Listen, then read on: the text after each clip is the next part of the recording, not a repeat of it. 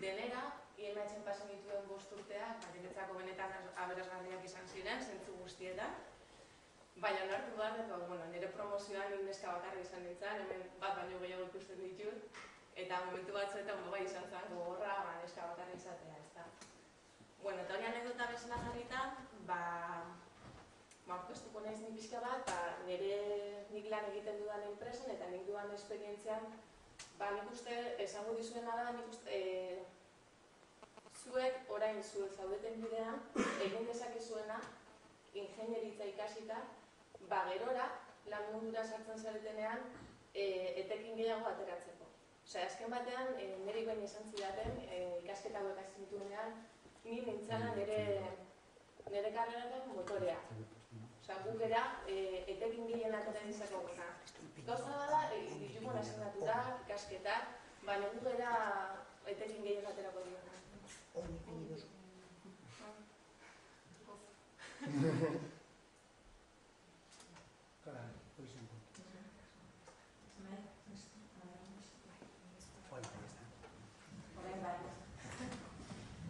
Nik lan egiten dudan enpresa estanpazioan aritzen da.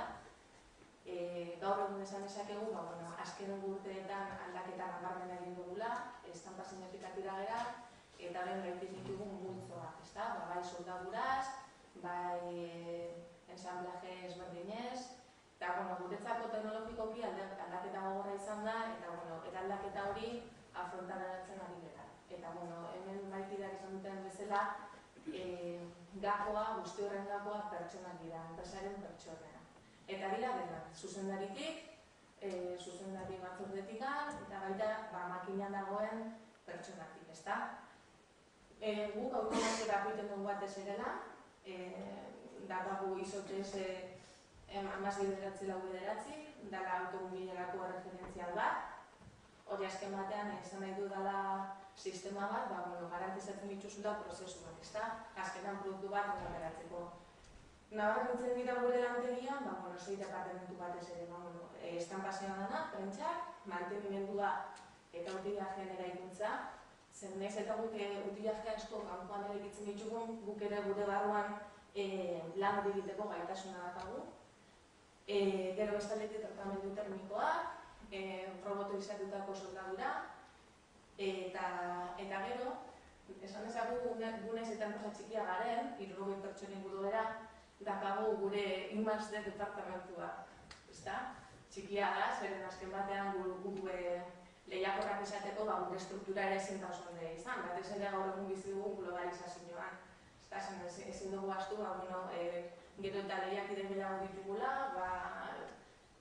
merkeagoan direlako, azken batean hori da arrazoia. Eta egiten dugu selekzio bat, egunekoa, automobilerako pieza batzuena, adibidez, frenoetan eta direkzioetan doazen seguritatezko zirkili batzuk dira, eta guk diseinatu genuen makina bat, zirkili horiek selekzionatzeko bai bere estrukturan, hau da, ematen zaien tratamendu termikoa verifikatzeko, eta baita planitudean. Enpresa guztiak nik uste daudela zuzenduta bezeroari, ezta? Azken batean bezeroa da lan ematen diguna eta azkenan exigitzen diguna gauzak nola egin, ezta? Gehien nahi dutena da zu produktu bat ateratzea. Eta guk egin ditzazkegun akatzak, azkenean dira, esan nahi dut, neurtzen direla frakasuak direla, ezta? Bezeroak eskatzen dituen, requerimentuetan eta da. Orduan, horregatik lehen esaten duen bezala, garrantzitsuna zer dira pertsonak. Pertsonak eta pertsonaiak talde batean lan egitea.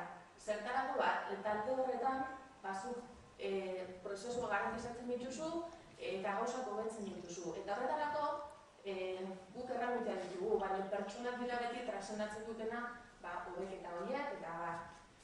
Eta agian, nik lantegi bai honetan eta beste batzuetan izan duan esperientziaz, agian momentu horretan da konturatu nahi zenean ikasketa hauek niretzako behintzat izan duten garrantziaz.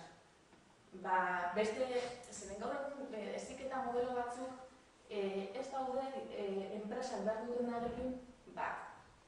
Zeren gaur, hemen bukadibidez pasatzen ditugu, nire garaian desberdina zen, goizetan lanera joaten ginen eta arratsaldetan ikastera etortzen ginen, baina horrek aukera bat ematen dizu zuk enpresan errealitate bat ikusten duzu, eta ez dira bakarrik zenbakiak, matematikak, edo badira, baina aplikatuta, ezta? Eta konturatzen zera, talde handi bat zerala, zuk egiten duzu lana, implikazio asko ditula departamentu guztietan. Eta azken batean, aberastasuna, enpresaren aberastasuna ez da ikusten kontabilitate liburuetan. Baizik, eta gero ateratzen duzun emaitza, hau da, enpresa aurrera ateratzea. Eta honekin bat, pixkatia ingenieritza buruz hitz egin da, gehien baloratzen dudana da, lehenik eta behin heziketa ziklo bat egin behar duzula, lana hasteko, horrek beste perspektiba bat ematen dizu. Gero, baita ere, hiru urte horietan, konpartitzen duzula zure taldekideekin, beste enpresa batzun egoera, beste prozesu batzuk, hau ere, jarri duzten zen. Ez? Eta gero, lantaldea eta gero pertsona gestionatzeko ematen dizkigun erramintak. Bai, ez da.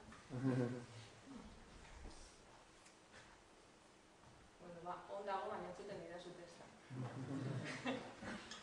Eta, batez ere hori, gestionak esan dute liderazgo bat inportantzia zela.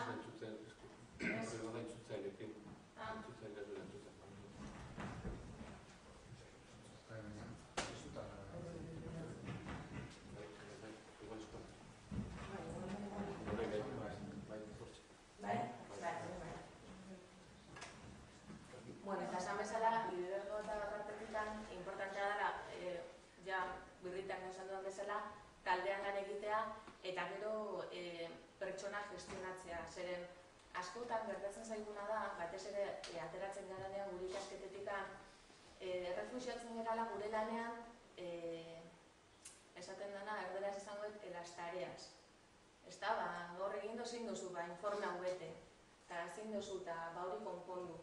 Baina azkenean guregatik eskatzen dutena da, ingenieria batengatik, eta ez ingenieria bakarrik, beste lanpostu askotan ere bai, eskatzen dutena da gauzak soluzionatzea. Ezberdinak las tareas y la misión, eta zer dan gestionatzea. Eta gero beste gauz bat oso garrantzitsua da, eta normalean nik uste ikasketa hauetan hartzen dara pixkatola ala, ez dakala importantzerik da, zer,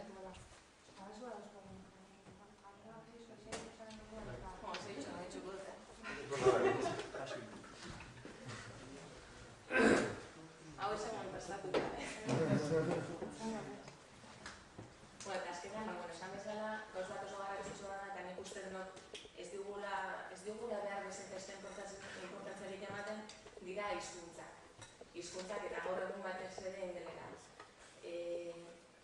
Zergatik, zeren gure lana egiteko informazioa behar dugu, informaziorik gestionatu behar dugu. Eta gaur egun, zentzu askotan, atzerriarekin ditzen badugu, bestetuekin, ordentzailerekin ikadidez, horrein gero ditzi arazo bat nuen, prozesu bat prozesu hori guztiz berria zan guretzat, gure lantegian ez egon esperientzia hori, eta zer egiten duzu bazkenean, laguntza bila jo. Eta hori zer topatu dezakezu bezeroa, edo ornitzaile baten, agian ornitzaile hori ez dago Gipuzkoan, ez dago Bizkaian, edo ez dago Madrilen, baizik eta egon daiteke Alemanian, Estatu Batuetan, Txinan eta bar, ez da. Eta mintzatu behar zela ingeleraz, eta Eta orduan ingenieritzonetan badakit egiten dela atzerrian emisio bat, eta oso garrantzitsua da. Eta da garrantzitsua ez bakarrik hizkuntzagatik, ez da? Baina, beste puntu badala ere bai, eta hizkuntzari ez dakit orain ingelera edo zer ematen den, baina importantea dela ere bai. Eta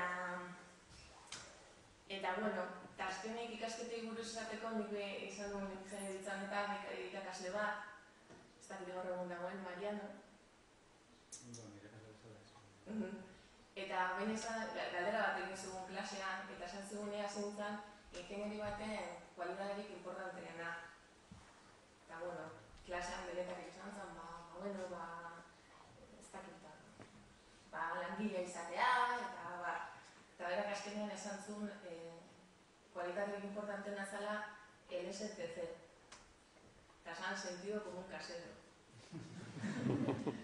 Eta nik behintzat nire eguneroko bizitza askotan horretzen naiz eta horretaz, zeren egia da, hola da, askotan hori besterik ez da behar. Eta beno, azkenik seinalatzea, adibide bezala ikasketa modu hau, ezberdin hau, bestetatik konparatzeko, enpresak apostatzen dutela, egin ikusi duzute, bai alkatea, bai Mikelek eta bat, apostatzen dutela ikasketa modu negatik, baina nik nire lantegian ikusten dut adibidez, nitaz aparte, zuzendaritzan badago beste pertsona bat, hemen ikasitakoa dela baita ere. Eta, merezi dula, zuek egin behar duzutela aurrera, implikatu behar zelatela asko, zeren hau, orain ikutu hauetan, erreminta batzuk jasoko duzue, berora askoz gehiago batu dituzute eta zuek hartu behar dituzutela erreminta horiek. Eta besterik gabe.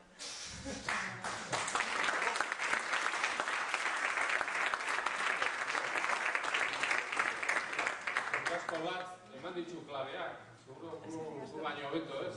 Nola problema konpondu, sentido común normal hori, gauzak ez dira tareak, batutan ziten dugu, gauzak konpontzen ibili eta buru altzatu behar dugu, ez? Gauzak ikusten dira, buru altzatu behar dugu, kanpora, hizkuntzak, klabeak nintzen obsesio dela, funtziona. Zerikaskolar. Eta, Jose Ramon Etxeberria, Euskal Unibertsitatean